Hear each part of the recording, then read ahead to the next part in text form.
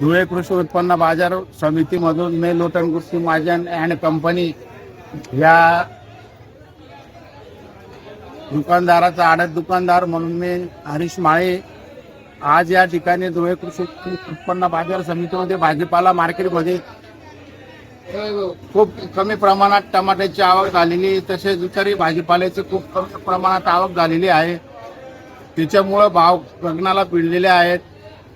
जे टमाटे 100-150 रुपये कॅरेट जात होतं ते आज 500 रुपये कॅरेट या ठिकाणी विकलं गेलेलं आहे.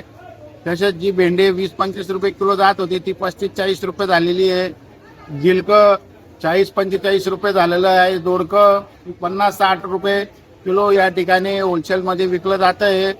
अत्यंत या तापमानाचा जो फटका आहे तो या ठिकाणी बसलेला आहे. शेतकऱ्यांना ज्या ठिकाणी 100 कॅरेट निघत होते त्या ठिकाणी फक्त 20 कॅरेट शेतकऱ्यांचे निघत आहेत. ढोरांना प्यायला पाणी नाही आहे, माणसांना प्यायला पाणी नाही आहे.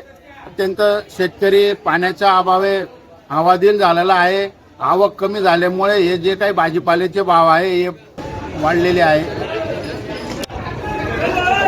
अत्यंत हे भाव भाजीपाल्याचे गगनाला भिडल्यामुळं सर्वसामान्य व्यापारी आजोळीतून माल घेऊन जातो आणि किरकोळ भाजीपाला जो शहराच्या आणि ग्रामीण भागाच्या भागामध्ये विकतो तो व्यापारी सुद्धा मालाला हात लावत नाही. इतका माल घेऊन जाऊन उन्हामध्ये तो विकावा लागतो आणि तिथं गिऱ्हाईक तो माल घेत नाही.